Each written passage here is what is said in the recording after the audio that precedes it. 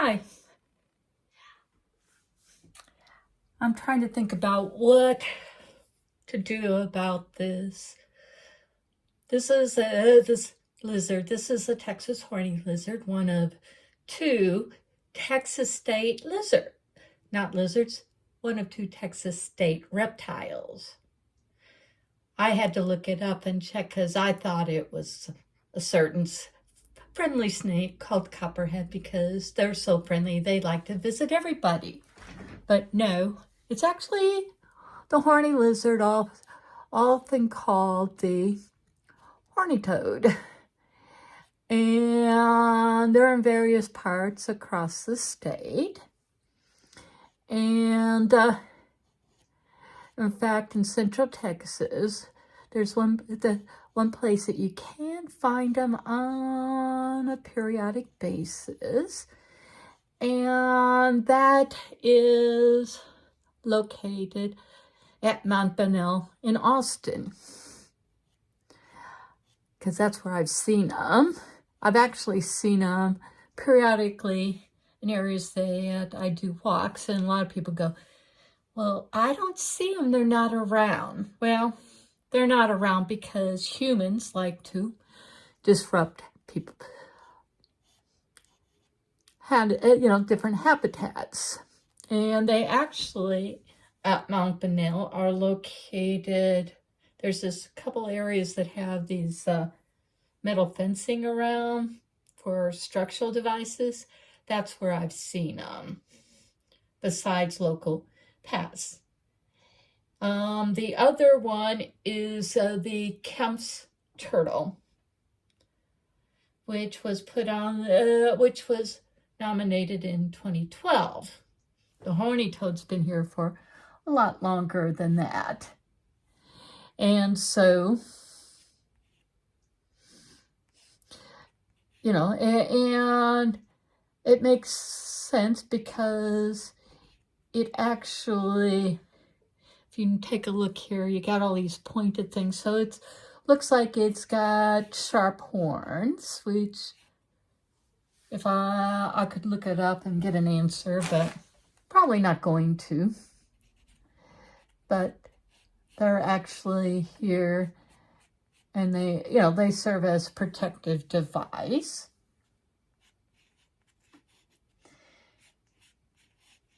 The Kemp's turtle is actually the smallest turtle.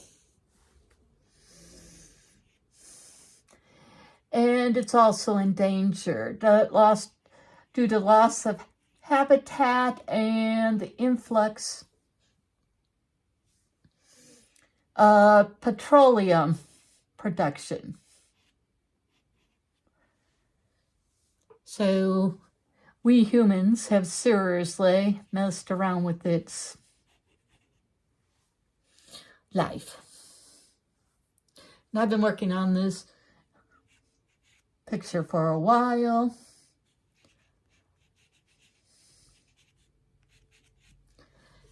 And I figure it's probably going to take me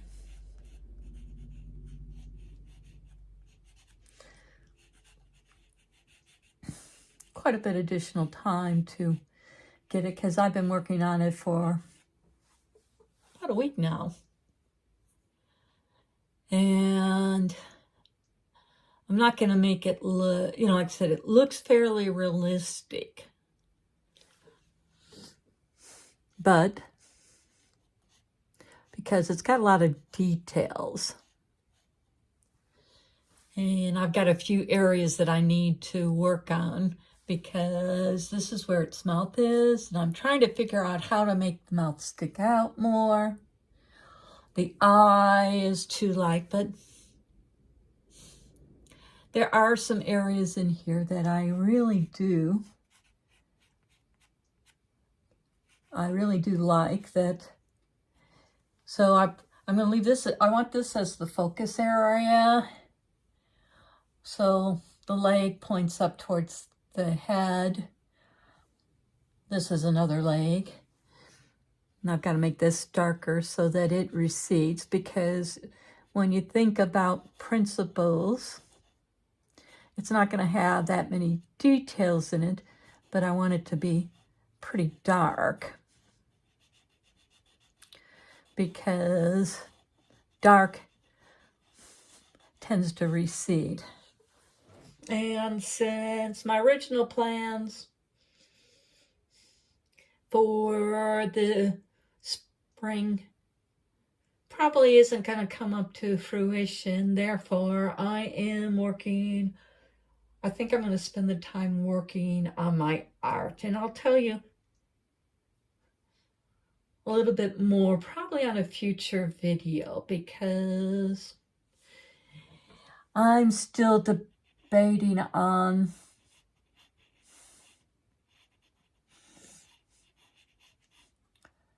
the degree of details to include or disinclude. I can afford to just do work on it.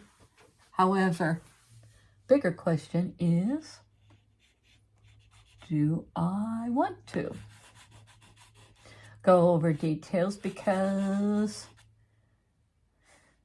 it's a matter of understanding privacy and all. And nowadays, a lot of people just don't have privacy. Next weekend, I was originally going to go spend time and see a friend, some friends of mine that I hooked up this year. And, because they originally going to have a print show, but it looks like it's going to be rescheduled for February 2nd in Austin. The venue's to be determined, but I've known them for a long time, and they're both printmakers, and they got completely different styles, but they're great friends. They are both work out of Slugfest, which is an Austin area printmaking site.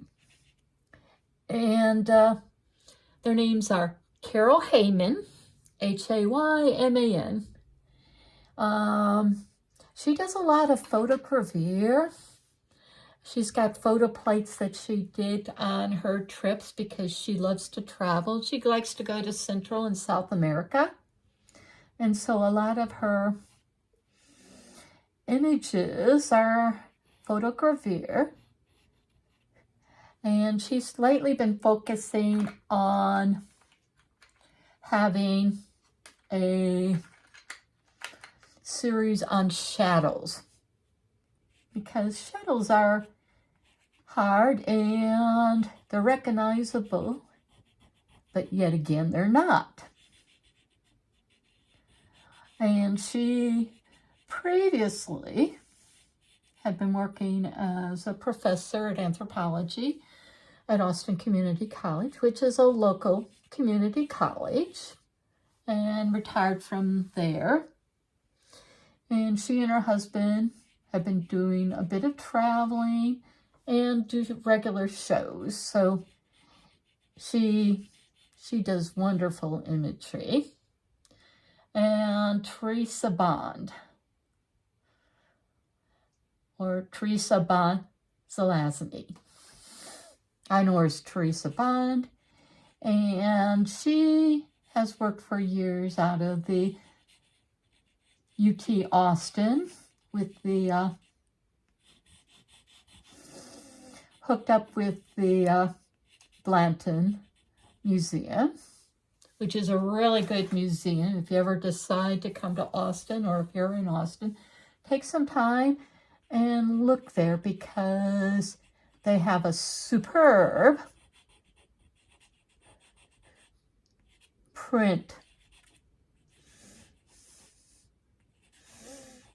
catalog and excellent prints, so you can make an appointment and say, hey, I want to see wood engraving or etchings, 18th century, 19th century, or whatever. They actually do have a lot of modern art and have a regular exhibit. In fact, I think it was, well, there was somebody else, a more known YouTuber recently did a video in December, multiple videos on the current exhibits at the Blanton. And so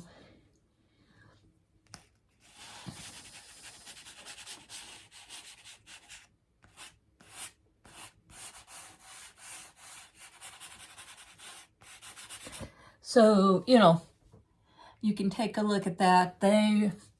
Blanton changes their exhibits on a regular basis. So I don't know what's currently there, but they've got their own website.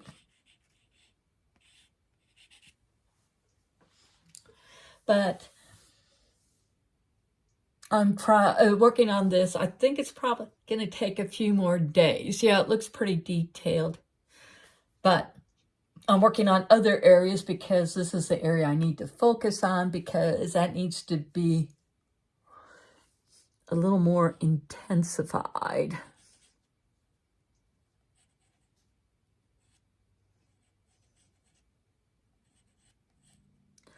Because I want the focus on the head and the eye. But I'm still thinking about what, because I do want to leave this part unfinished. This one, I did make a line to tell where it is, and I like the fact that it just kind of fades off to nothingness, because these guys, these horny lizards, sometimes known as horny toads, like to use their gift of camouflage.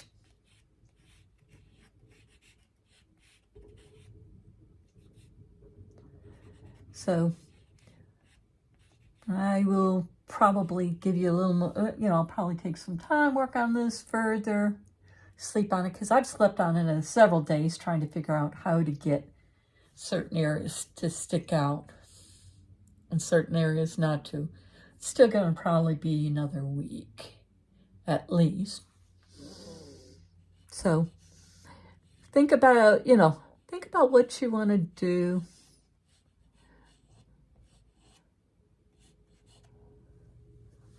And how you want, boy, I'm getting to be maudlin. I'm old and I'm cranky, so please forgive me.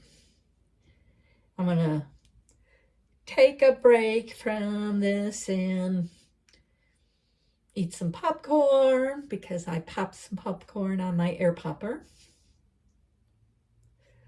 And do a little more thinking, because I need to have certain areas stick out a little bit more. And no, this is actually a dark gray pastel, but it looks pretty black in this light. I think that makes sense. I think on that area, it would make sense to make that a little darker, because that way it allows this horn to stick out and it guides the eye from the leg. Yeah. So I will work on this some more. Think about,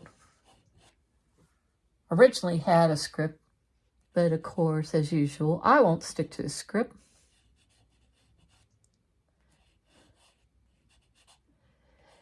And I'm just kind of, I'm actually going near and far just to get a clearer look, so that I know what's popping out and what isn't popping out. And I'll probably take my blender stick and do a little blending just to smooth certain areas out, because right now this, and this is where your eyes immediately get drawn to. Not the head, which is where I want the focal point to be. And my reference that I've used earlier.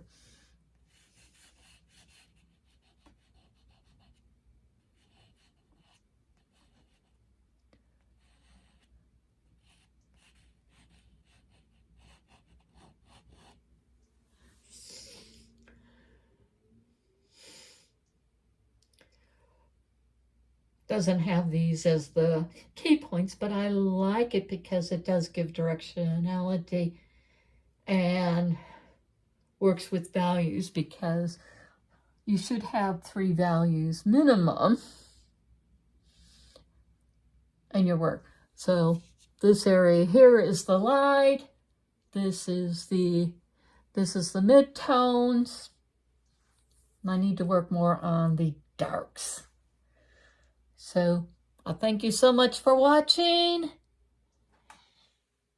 and I will let you know what I decide on the head of my horny toad. Thank you so much for watching. Have a great day.